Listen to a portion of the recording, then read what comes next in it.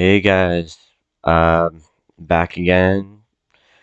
Things been going crazy in life. I've been just up and down trying to piece the year together.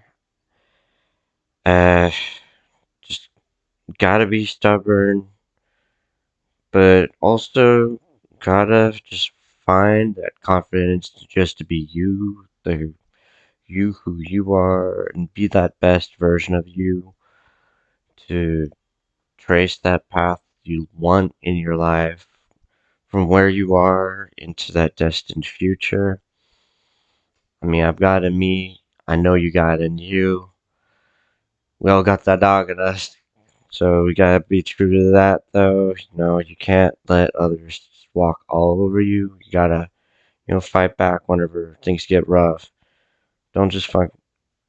Don't just settle. Uh, it gets crazy in this world. Uh, but y'all know that. Matter of fact, there was a thing I was going to tell all y'all. Just got a little delayed due to life, but there was a group of friends that we all hung out, things like that, way back when. Probably very few of them still would even remember this situation, or at least the ones that were like close to it. It was this group that I knew in this. It was a big box store. It was years and years ago. So most of the people that know me or follow me probably don't know who I'm talking about, but because it's well before I knew most of y'all. Anyway, this group of friends I hung out with, we got close, hanging out, watching movies. We even spent one night watched like an entire series, doing stuff, watching ghost movies. It's horror, scary movies together. So it's pretty fun. Gotten to make a little fun of some of the movies in that genre too, just because sometimes the special effects they get a little bit wild but hilarious whenever they don't act the way they really should. Uh, it's been just a while just since I've even seen any of those people, but one of the guys in that group, he was a bit of a wild card at first. First, we didn't know what to think of him. He was a new guy to that workplace. But then over time, he just started saying the most obscure kind of stuff. Like stuff that didn't truly like make sense or sit well with other people.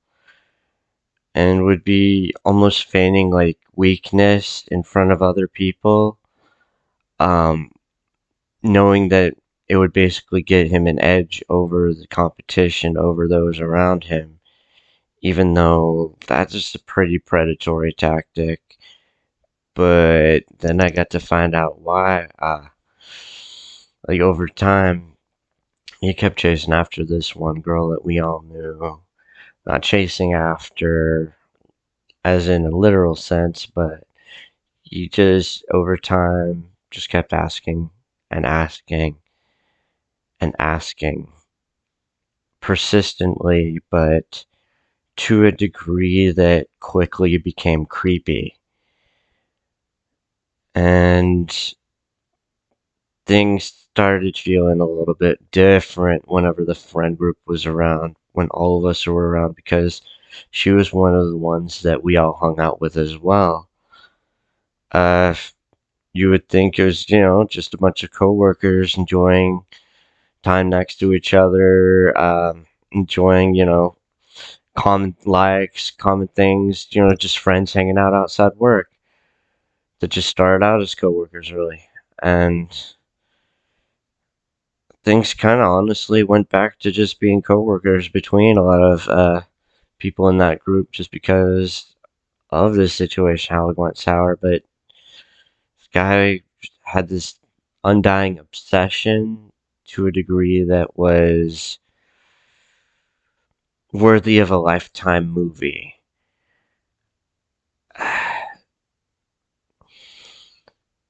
one time we left the work grounds to talk, ended up having lunch one on one, just at this eatery away from the workplace. And she just told me one day that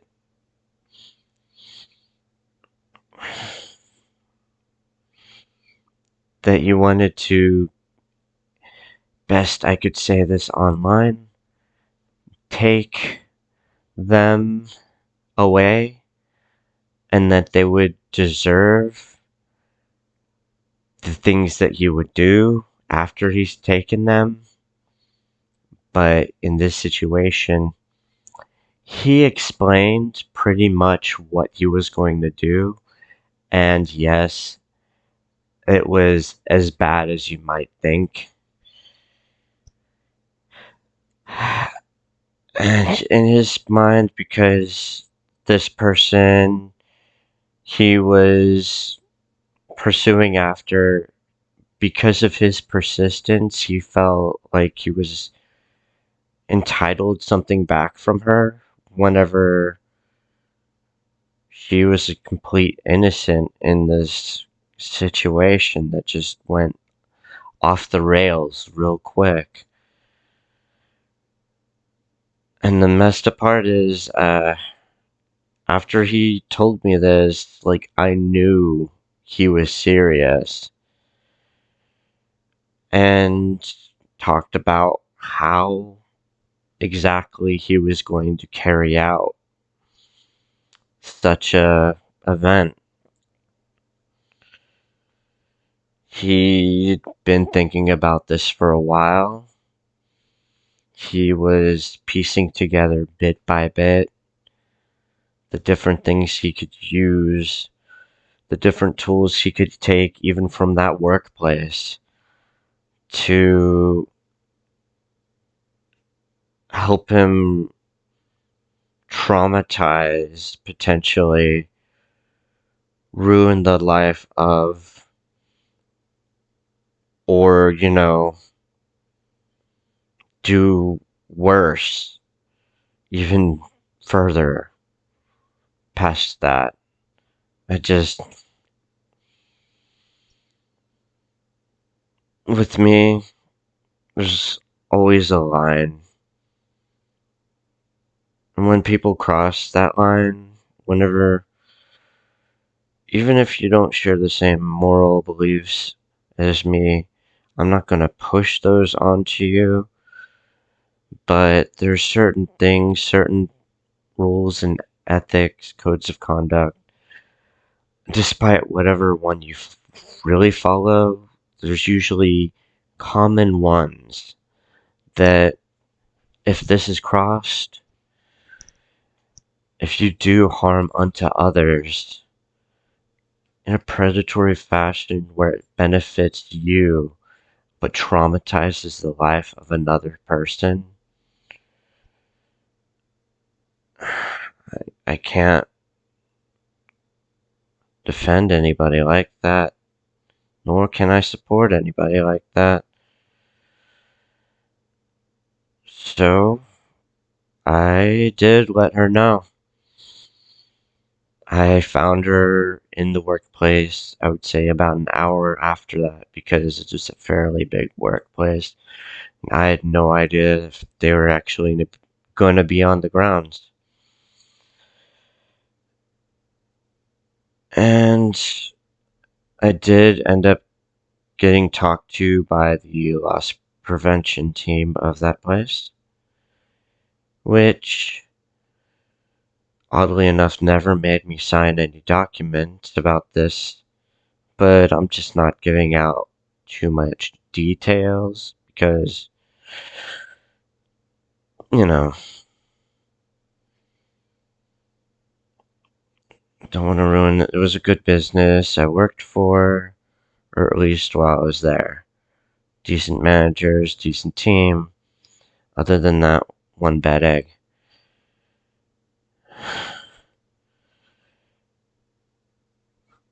After speaking with her, And speaking with loss prevention, I ended up meeting with the police for that local area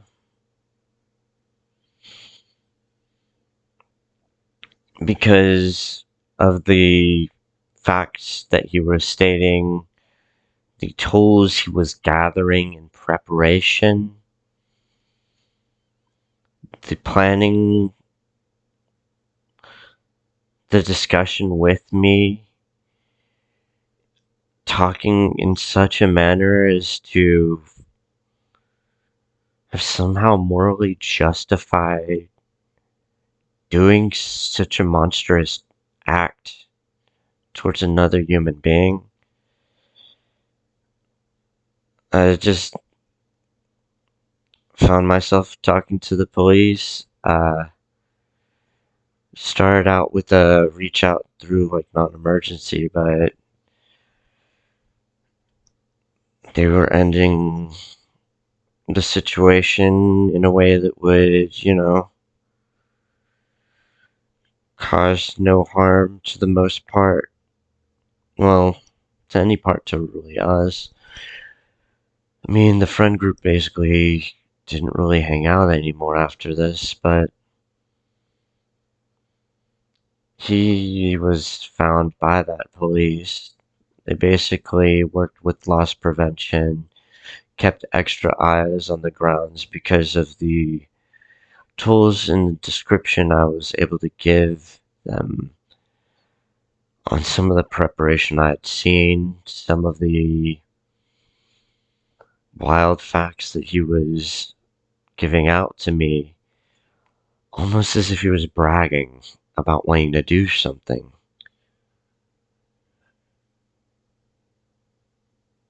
It was like a challenge of ethics, a challenge of morals, just because a person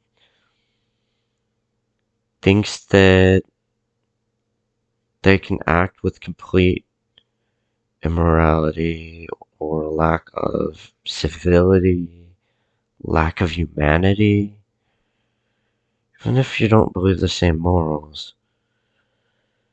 It's a pretty inhuman thing to disregard somebody else's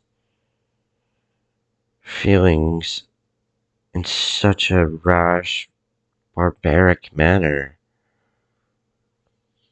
They found him taking a knife to the tires of a car, and they were able to arrest him because of, well, they knew what to look for and that it was going to be happening. It was basically within that next week. And they were able to pick him up. They were able to transfer her to another place to where even if he posted bail or had a great defense of some kind, like,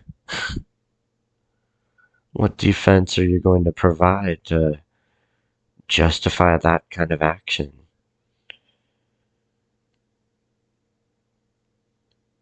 And I don't know, it's always bothered me, like how it made it harder to, I guess, trust even within that friend group to where it fell apart. And it took me some time to kind of open myself up to others to be able to. I was a bit of a hermit, honestly, some into a little before then, but a lot so after the fact. Just trying to trust other people that aren't going to, like, straight up screw you over or try to screw the next person over. You know, I mean, there's several people that in my life that in historically of a sense in my life had been like monsters, but I don't associate with those people for that reason.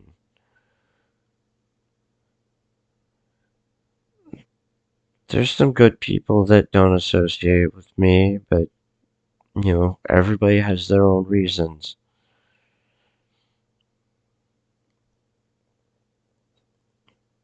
What I mean to say is, it took me a while to heal.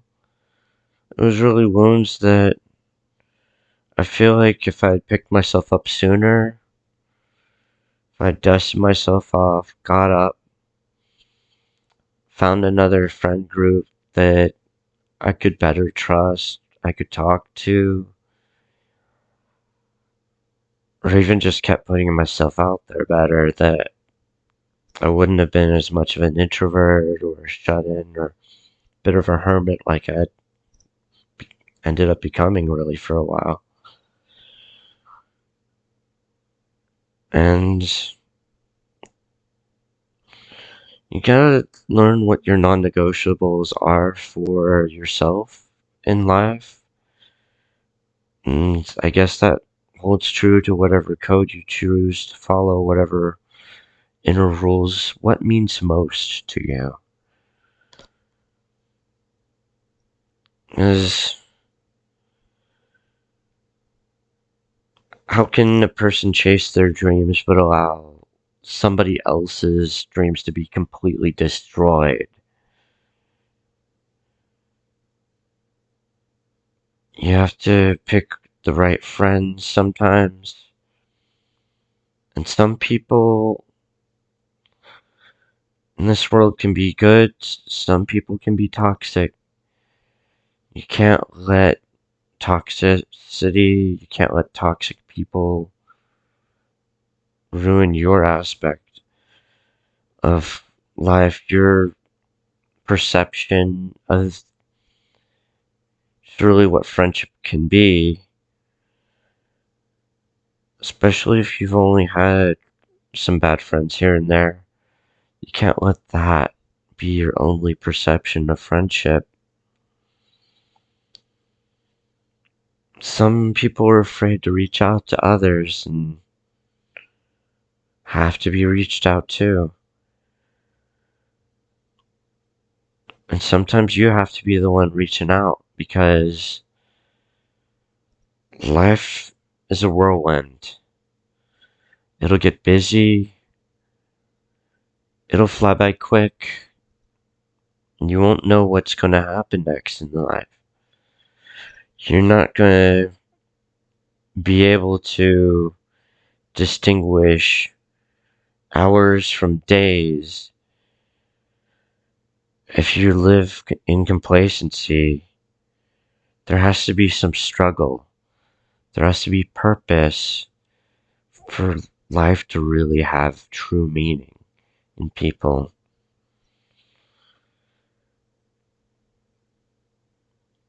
So what friends you choose, make it mean more for the friends that you choose going forward, especially knowing for those that you have lost in the past.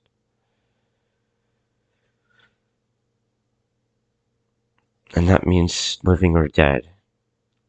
Because sometimes it takes time for a toxic person to become somebody that isn't. And you have to live up to realizing that there's some people out there that maybe they won't change for good on their own. It's not up to you or me to change them. Resources exist everywhere out there. So if you know somebody struggling with bad things, especially like negative thoughts about doing something that would harm or change their lives forever, find somebody, the right person for them to talk to. There is the national hotline, of course. Definitely feel free in those cases to reach out. Also, you have to live life every day with the want for that better tomorrow. And the better tomorrow's not just gonna come by a hope. It's gonna come by the dream that pulls you out of bed to strive forward, drag yourself up out of bed every day, but you're wanting to be there. You're wanting to do the struggle, whatever it may be. And I'm talking about times where I was up in school, just I'd have to drag myself out of bed early morning. And I mean, the worst classes for myself on my schedule, I'd look up at him and I'd see it'd be like law class first of the day, 8 a.m. Another one, had to drive quite a ways to go.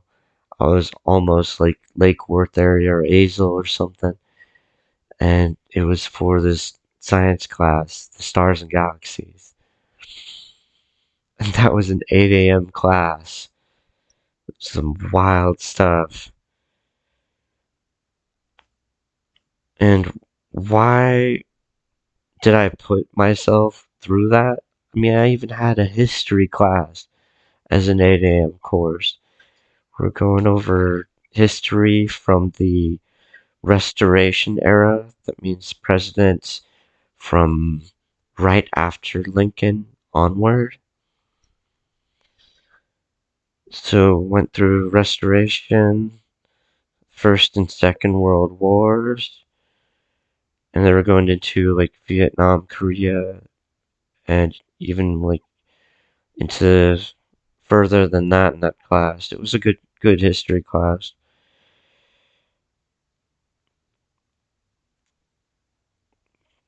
But that was an 8 a.m. class at community college. This is what I did. I saved money by going to community colleges, but I also put in some hard work for like grants, scholarships, other things like that. But I mean, at the end of it, graduated zero debt. So, hey, you just gotta find things to work for you. I mean, there were a lot of things like scholarships where be up in the late hours of the night writing these essays, as well as school too. Be a lot of classes where they wanted you to be on point, verbose, with clarity and brevity, but bringing in like 10 pages worth of information. Clarity and brevity in 10 pages as well. Good luck using a thesaurus for that to make it last longer. You can't, I mean, there were people in classes that I heard of that were doing that. Uh, one guy, every time he was on English papers doing these wild writing concepts assignments, he told me just to make his papers last longer, he'd do the funniest stuff like find ways to phrase one word into multiple words if possible that describe that one word. Or he would use thesauruses on certain words, certain sections to find out if there's other words that are just longer than the ones he's using. That way he sounds like more of an expert, I guess, on this particular subject, as well as it just made the papers look super massive. I mean, super massive is a good word to describe it, though. You gotta find that part of life where you want to be. So a lot of this I think is about, me trying to find myself. And this year, in 2020, just just letting go of the negative parts of the past. But, I still believe in other people, that there's, good people out in this world. So I'm not ever giving up on humanity, because you got good in you, whoever this is watching right now. You've probably got some kind of great purpose ahead of you. And who am I to say what that is? But it's up to each of us to define what great purpose we can achieve. See where our bridges are, our gaps, what we can do to, if we gotta hop the Grand Canyon to get from one dream to the next, what can we do to get there? I mean, sometimes it is like hopping the Grand Canyon, but truly, if you get to that dream part where you've been wanting to be forever, I'm not even fully there yet, and I'm feeling way better about myself. I mean,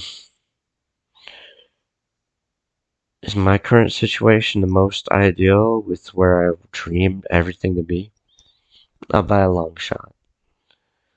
Not even by a long shot.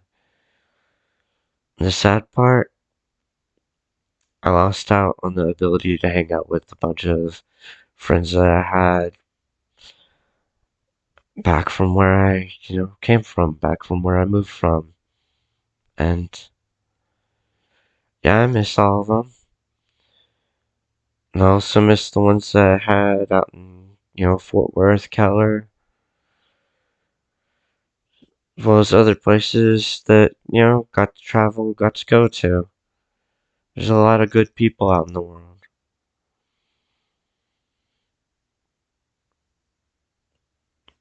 But the good friends, they'll stick around, whether it be, close or long distance.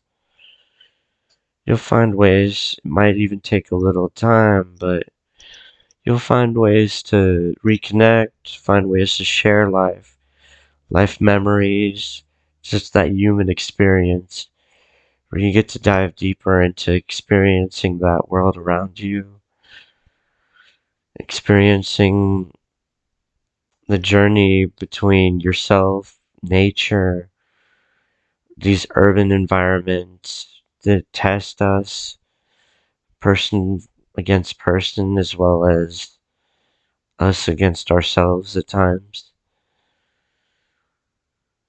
And it seems like sometimes just getting back to nature can be a clean break from all of that grind in the urban environment, where you're just a captive in this rat race. You against everybody else, you against yourself. And yeah, nature can be that way sometimes too, but I mean, we've paved over what was already there. And instead of having nature and nature's beauty abundant around us, we fight the rat race in concrete jungles amongst one another.